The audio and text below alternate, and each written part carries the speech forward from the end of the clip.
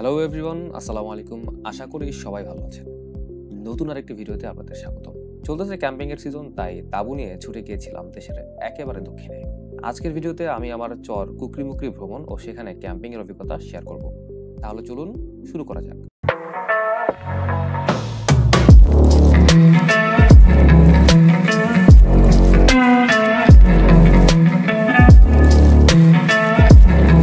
আমার জার্নিটা শুরু হয়েছিল ঢাকার সদরঘাট লঞ্চ টার্মিনাল থেকে। টার্মিনালে পৌঁছে প্রথমেই ঘোষেরহাট লালমোহনমুখী লঞ্চ খুঁজতে থাকি এবং টার্মিনাল 6-এ সেটা পেয়েও যাই। তখন সেখানে দুইটা লঞ্চ ছিল, একটা ছিল ঘোষেরহাট 2 আর একটা শ্রীনগর 8। এর মধ্যে একটা ছাড়বে 7টায় আর একটা 7:30টায়। যাচাই বাছাই করে ঘোষেরহাট 2 এর উঠে ডেকের টিকিট নিলাম। নর্মালি এই রুটের ভাড়া 350 থেকে 400 টাকা হলেও আমি সেদিন 500-র নিচে টিকিট পেলাম না। দ্বিতীয় তলার ডেকে পৌঁছে 100 টাকা অতিরিক্ত দিয়ে তোশকই নিয়ে নিয়েছিলাম পরে। আপনারা 800 থেকে 1200 টাকার মধ্যে সিঙ্গেল কেবিন পেয়ে যাবেন। ডাবল কেবিন নিতে চাইলে ভাড়া দরদাম করে নেবেন। আমি সরাসরি ঘোষেরহাট না গিয়ে দেউলাঘাট হয়ে আমার বন্ধুকে পিক করে গিয়েছিলাম। আপনারা সরাসরি ঘোষেরহাট নামবেন, মোটামুটি ভোর 5টার আশপাশে লঞ্চে ঘাটে পৌঁছে সেখান থেকে অটো যোগে চরফ্যাশন থেকে বাসে দক্ষিণ আইচা যেতে হবে।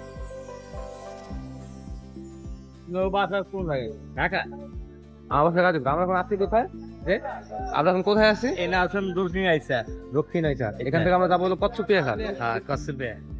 আইচা নেমে ফের অটো নিয়ে চর কচ্ছপিয়া ঘাট। ভাড়া লাগবে জনপ্রতি 15 টাকা। চর কচ্ছপিয়া থেকে সরাসরি চর কুকরিমুকরি যাওয়ার লঞ্চ ও স্পিড বোট আছে। আমি গিয়ে 12টা লঞ্চ ধরতে পেরেছিলাম। লঞ্চের ভাড়া জনপ্রতি 70 টাকা। তবে জেনে রাখা ভালো, এটাই শেষ লঞ্চ। আর স্পিড বোট সবসময় অ্যাভেলেবেল থাকে। ভাড়া জনপ্রতি 200 টাকা। সময় লাগে 30 মিনিট এরকম। ছোট্ট দ্বিতল এই লঞ্চের জার্নিটাও ছিল অত্যন্ত সুন্দর।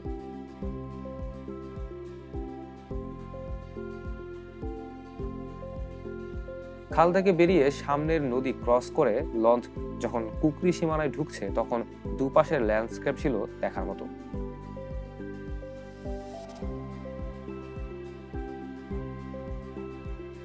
মহিষের মুক্ত বিচরণ আর তাদের উপর বকেরা দাঁড়িয়ে।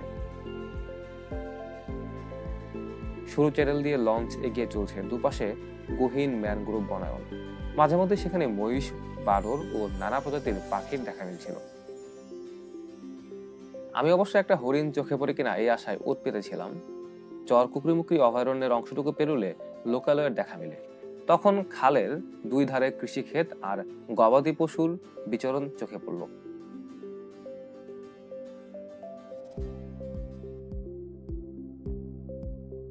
এর মাঝেই আরেকটা বড় মহিষের পাল দেখলাম।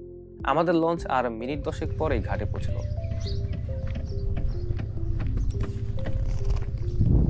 ফাইনালি আমি এখন চর কুকরিমুকরির যে ঘাট পার হইলাম। ঘাটে নেমে আশপাশটা দেখলাম। এই দ্বীপের সবকিছু আনা নেওয়ার একমাত্র উপায় এই ঘাট। এবার আমার গন্তব্য নারকেল বাগান। ঘাট থেকে সরাসরি অটো কিংবা বাইক যোগে যেতে পারবেন। আমি অটো নিয়ে প্রথমে কুকরি বাজারে যাই। এটা হলো চর কুকরিমুকরির মেন বাজার, আর এখন ভরদুপুর, তাই বাজারটা বন্ধ, দোকানপাট বেশিরভাগই।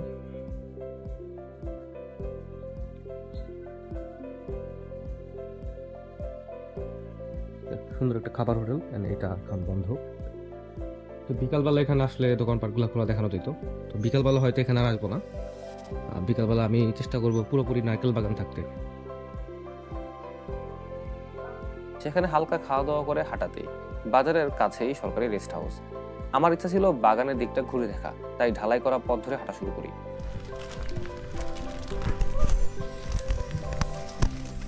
তো করকরা রোদে আমরা এখন হাঁটতেছি এবং এখন যাচ্ছি হলো বাগান বাড়ির রাস্তার দিকে। আসলে এটা বাগান বাড়ির রাস্তা, দেখেন দুই পাশে সারি সারি তাল গাছ আর মাঝখানে সোজা একটা রাস্তা।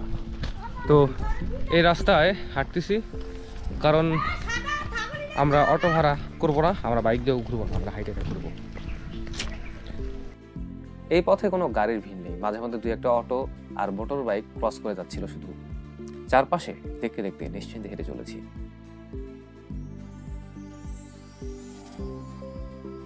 অর্ধেক পথ হাঁটার পরে অটো নিয়ে ওই রাস্তায় একেবারে শেষ মাথায় যাই।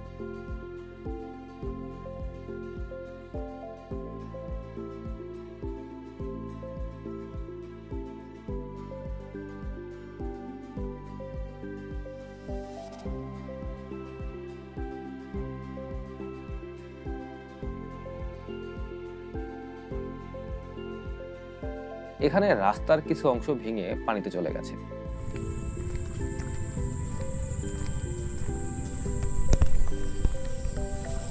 তো এটা হলো বাগানবাড়ির শেষ মাথা, চরকুকলুমুকরির রাস্তা এখানে শেষ।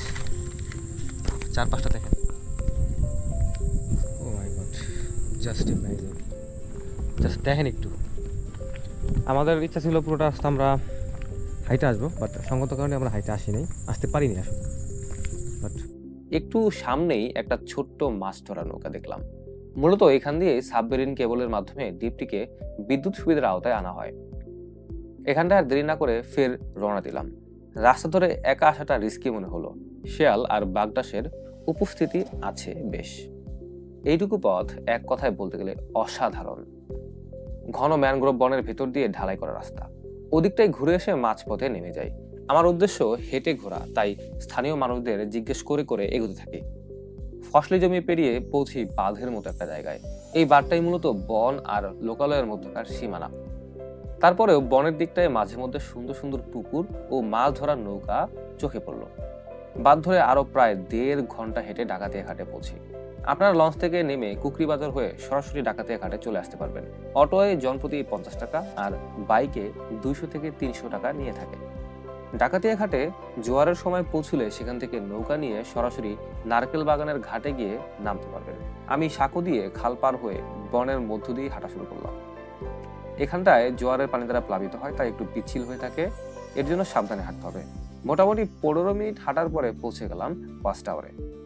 ওয়াচ টাওয়ারের কাজ চলতেছে, তাই এখানে না দাঁড়িয়ে সামনের ঘাটে পৌঁছে নৌকায় উঠে পড়ি।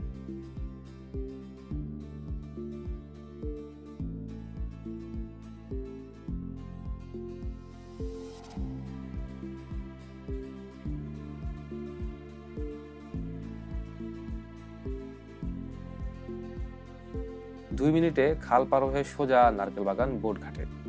পার হবার জন্য জনপ্রতি 10 টাকা দিতে হলো। বাগানের ভেতর দিয়ে হেঁটে ক্যাম্পসাইটের দিকে এগোচ্ছি। সবচেয়ে মজার বিষয় হলো যেখানে টয়লেট আছে, বা টয়লেটের গেট ভাঙা, তালা মারা দেখা এই অবস্থা। তো নারকেল বাগানে ঢুকে গেছি। কষ্ট সার্থক পাওয়া যায়।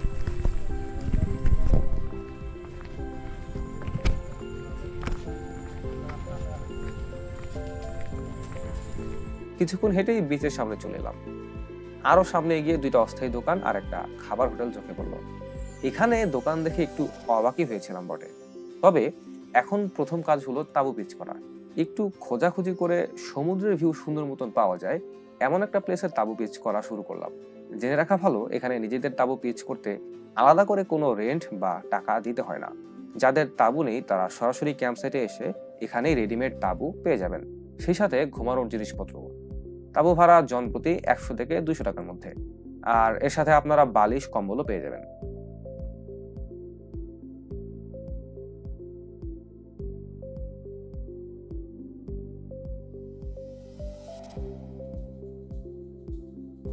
সো তাবু সেট আপ করা শেষ আসলে। এখন সেট আপ একটাই তাবু, ওই দূরে একটা তাবু আছে, ভিতরে একটা আছে। আজকে লোকজন খুবই কম। তো তাবু সেট করছি, কাজ শেষ এখানে। এখন যদি বলেন ভিউ কোথায়, এই যে ভিউ দেখেন সামনে সাগর, এই যে গাছ। আসলে খুব অল্প সময়ের মধ্যে আলো কমে যাবে।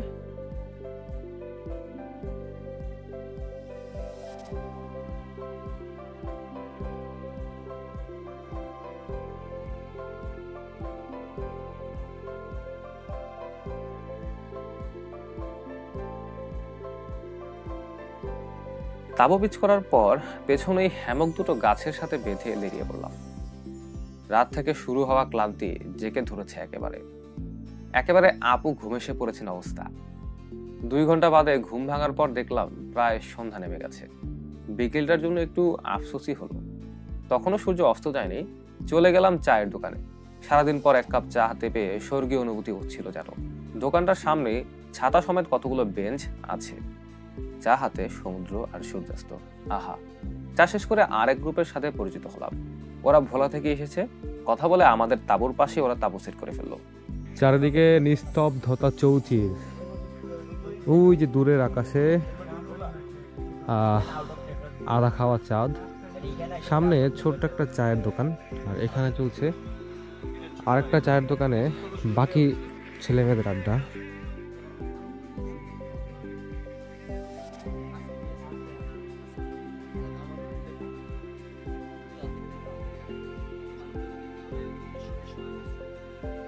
থাকার বন্দোবস্ত তো হয়েই গেল, এবার খাবারের বন্দোবস্ত করতে হবে। এখানেও সুবিধা, নিজের রান্না বান্না করতে না চাইলে ওই যে একটু আগে হোটেলটার কথা বললাম, ওখানে গিয়ে খাবার অর্ডার করে ফেলতে পারবেন। উইকেন্ডের দিনগুলোয় নানা রকম আইটেম থাকলেও রেগুলার ডেতে আমি শুধু হাঁসের মাংস আর ডাল পেয়েছিলাম, তাই অর্ডার করেই তাঁবুতে ফিরে এলাম। হু করে শীতল বাতাসে বইছে, রাতে অবস্থা টাইট হবে বুঝতে পেরে আগুন জ্বালানোর জোগাড় ব্যবস্থা শুরু করলাম। স্থানীয় একজনের সাথে কথা বললাম লাকড়ি জোগাড়ের বিষয়ে। উনি জানালো বাগানের ভিতর থেকে কুড়িয়ে আনলেই হয়ে যাবে। যে ভাবা সেই কাজ, বাকি গ্রুপের সাথে কথা বলে সবাই চলে গেলাম বাগানের লাকড়ি কুড়াইতে। এত পরিমাণ শুকনো ডালপালা গাছের গুড়ি পড়ে আছে, কি আর বলবো। মোটামুটি কাঠের স্তূপ করে ফেলেছি তাঁবুর সামনে। পরে স্থানীয় একজনের সহায়তায় আর পাশের গ্রুপটার চেষ্টায় আগুন জ্বালিয়ে ফেলা হলো। এবার আগুনের পাশে বসে শুরু হলো আড্ডা, সবাই এসে জয়েন করেছে। এর মধ্যে স্থানীয় এক ভাইয়ের সাথে পরিচয় হলো, উনি শখের বাঁশি বাদক। ওনাকে অনুরোধ করলাম বাঁশিতে সুর তোলার। উনি অনুরোধ রাখলেন। পরবর্তী 15 মিনিট ওনার বাঁশির সুরেই মোহিত ছিলাম আমরা সবাই।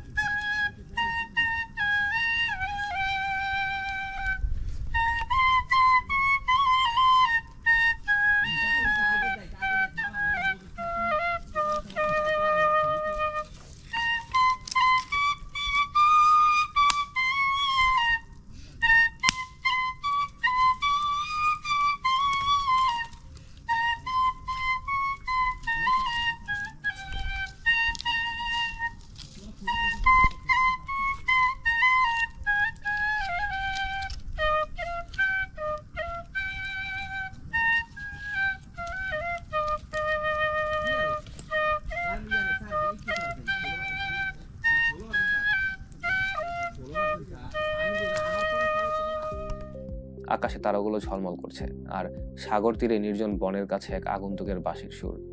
আহা, এটা ভাষায় ব্যক্ত করা যাবে না। এই পর্ব শেষে মাথায় বনের একটু গহীনে যাবার ভূত চাপলো। সবার সাথে শেয়ার করলাম বিষয়টা, সবাই রাজিও হয়ে গেল। এর মধ্যে স্থানীয় এক ছেলে বলল রাতে হরিণ দেখার একটা চান্স আছে, কিন্তু চুপচাপ হাঁটা লাগবে ভেতরে। সবাইকে হরিণ দেখার লোভ দেখিয়ে বনের ভিতরে হাঁটা শুরু করলাম। গাইড দিচ্ছে স্থানীয় সেই ছেলে। বালু পেরিয়ে পৌঁছে গেলাম ভেজা স্যাঁতস্যাঁতে মাটিতে।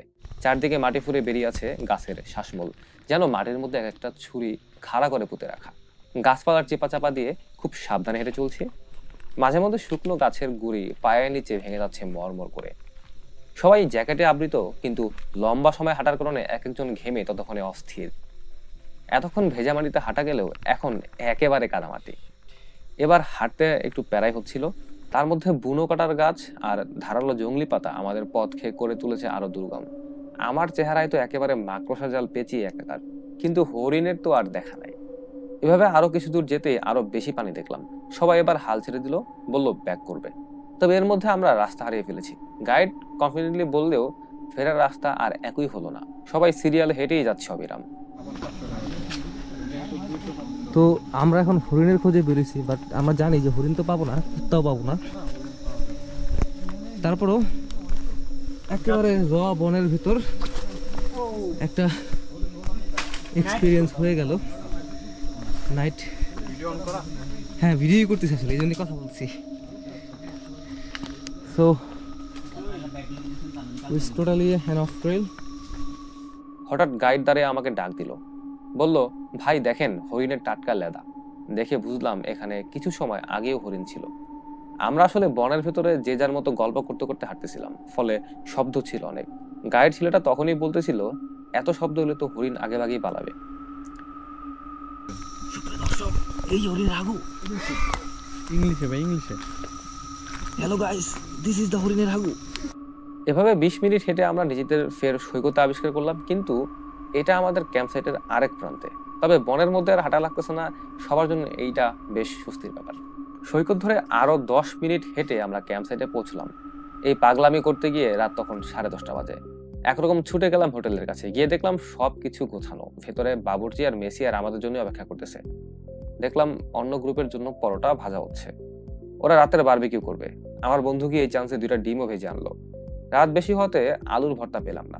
ঠান্ডা ভাত, ডাল আর সেই সাথে কোনো রকমে গরম করা দেশি হাঁসের মাংস দিয়ে গপগপ করে খেয়ে ফেললাম।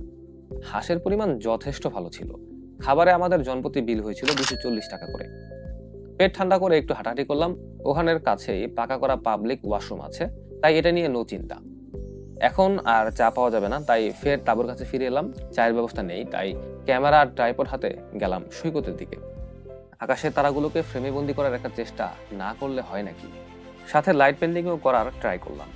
বন্ধু নয়ন হেল্পিং হ্যান্ড হয়ে সাথেই ছিল। 11:30টার দিকে নয়ন ঘুমোতে চলে গেল।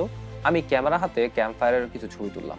বাকিরাও ছবি তোলার আগ্রহ দেখালে পরে সবাইকে তারা সমেত ছবি তুলে দেওয়ার চেষ্টা করলাম।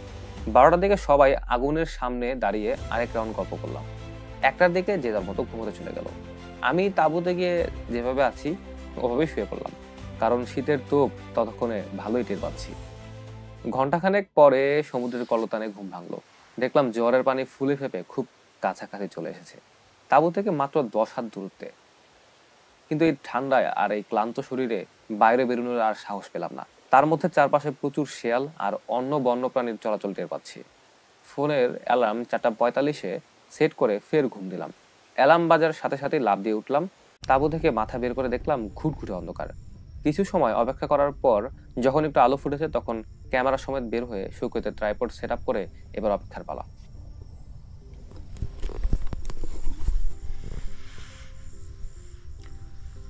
সো শুভ সকাল। আমি এখন আছি চর কুকরুমুকরিতে এবং আমার প্রথম দিনের ক্যাম্পিংয়ের রাত খুব সুন্দর গেল। এখন এইখানে আসলে প্রচণ্ড ঠান্ডা, আপনি দেখতে পাচ্ছেন আমার অবস্থা।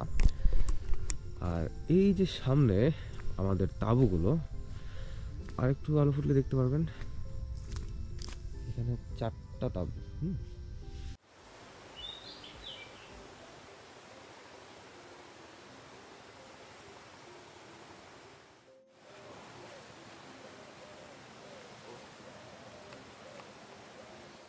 সকালে তেমন কুয়াশা নেই, ধীরে ধীরে পুরো সূর্যোদয় উপভোগ করলাম। প্রথম প্রহরে সাগরে গা ভাসানো জেলে নৌকাগুলো একে একে দেখতে লাগলাম। সূর্যের আলো ফুটতেই ঠান্ডা কমে গেল। মোটামুটি সকাল 7টা পর্যন্ত ছবি তুলে তাঁবুর কাছে ফিরে এলাম। রাতে ভরপেট খাওয়া দাওয়ার কারণে সকালের নাস্তার প্যারা নাই।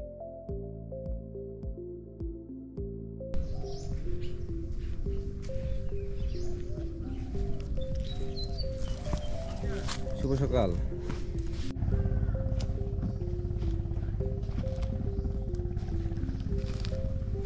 হ্যামক আছে, কিন্তু হ্যামকে বসার অবস্থা নাই, কারণ হ্যামকটা পুরোপুরি ভিজে আছে।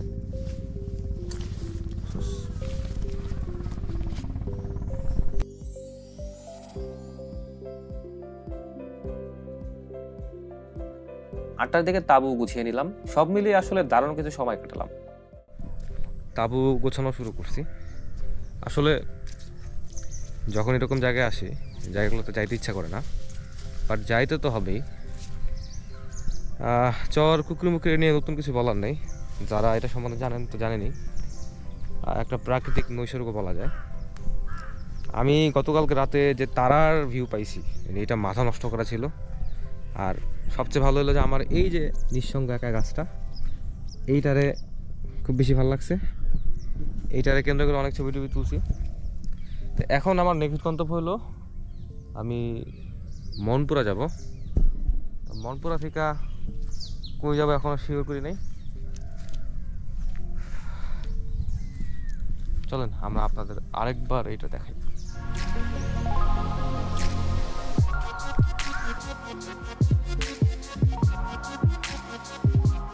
আমার নেক্সট গন্তব্য মনপুরা দ্বীপ। তাঁবু গুছিয়ে সবার কাছে বিদায় নিয়ে দোকান পাড়ে আসলাম। এক কাপ চা খেয়ে আর একটু সাগর উপভোগ করে হাঁটা শুরু করলাম। কিন্তু বিধি বাম, তখন ভাটা চলছে। নারকেল বাগান ঘাটে এসে দেখলাম পানি ঘাট থেকে অনেক দূরে। এক হাঁটু কাদা পেরিয়ে নৌকায় উঠলাম।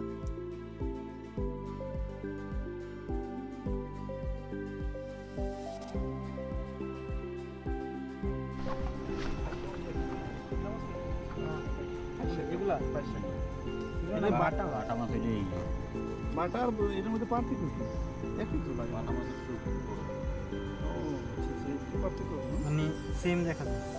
হাঁসিয়া মাছ আর এই বাটা মাছের এইটুকুই পার্থক্য না?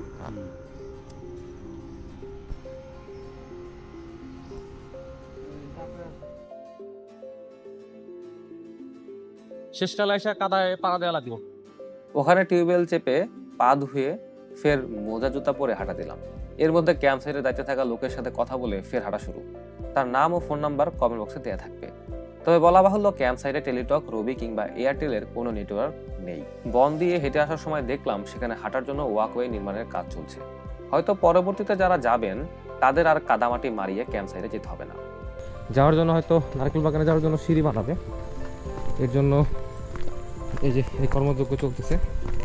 হয়তো পরবর্তীতে যারা আসবেন তারা এই প্রাকৃতিক ফিলটা পুরোপুরি পাবেন না, তারা সরাসরি সিঁড়ি দিয়ে হেঁটে হেঁটে চলে যেতে পারবেন। ডাকাতিয়া ঘাটে পৌঁছে ফের সাঁকো পার হলাম। এবার আর হেঁটে যাবার ইচ্ছে নেই, তাই অটোয় চেপে ঘাটের উদ্দেশ্যে রওনা দিলাম। পুরো দ্বীপ পাকা ধানে ছেয়ে আছে, চারপাশে তাই ফসল কাটা ও ঘরে তোলার ব্যস্ততা।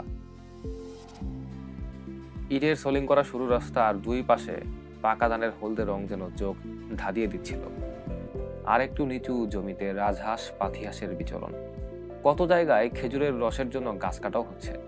এক জায়গায় অটো দাঁড় করিয়ে রাজহাঁসের ভিডিও করতে বসে গিয়েছিলাম। টুকরি বাজারে পৌঁছে আরেকবার চারদিকে চোখ বুলিয়ে সরাসরি লঞ্চ ঘাটে গেলাম, কিন্তু লঞ্চ ছেড়ে চলে গেছে অলরেডি। তাই স্পিড বোটে চেপে চলে গেলাম চর কচ্ছপিয়া ঘাট। পানিতে খুব বেশি গতি আমার ভালো লাগে না, নদীর দুপাশের বৈচিত্র্য আরামে উপভোগ করা যায় না। কচ্ছপিয়া ঘাটে পৌঁছে এবার আমি বেতুয়া ঘাটের উদ্দেশ্যে রওনা দিব। আপনারা যারা শুধু কুকরুমুকরির উদ্দেশ্যে আসবেন তারা এখান থেকে ঠিক একই রুটে ঢাকায় ফিরে যেতে পারবেন। এবার আসি খরচের বিষয়ে। ঢাকা সদরঘাট থেকে লঞ্চে আসা যাওয়ায় আমার খরচ হয়েছে 1000 টাকা। ঘোষেরহাট থেকে দক্ষিণ আইচা আসা যাওয়া 200, চর কচ্ছপিয়া ঘাট 30 টাকা, লঞ্চে যাওয়া ও স্পিড বোটে ফেরা 270, অটো ভাড়া 100, খাল পারাবার 20, পানি ও শুকনা খাবার 100, ডিনার 240, সকালের নাস্তা 100, দুপুরের খাবার 120। আমি ব্যক্তিগত তাঁবু নিয়ে গেছি, তাই তাঁবুর কোনো খরচ নেই। অপ্রাসঙ্গিক খরচ বাদ দিয়ে আমার মূল ট্যুরের খরচ হয়েছে 2180 টাকা। অর্থাৎ ঢাকা থেকে আপনি চাইলে খুব সহজেই 2500 টাকা বাজেটে চরকুকরিমুকরির মতো সুন্দর একটি দ্বীপ ঘুরে আসতে পারবেন। আমার আজকের ভিডিও এই পর্যন্তই। ভিডিওটি ভালো লাগলে কমেন্টে জানাতে ভুলবেন না। সবাই ভালো থাকবেন, সুস্থ থাকবেন এবং বেশি বেশি ভ্রমণ করবেন। আল্লাহ হাফেজ।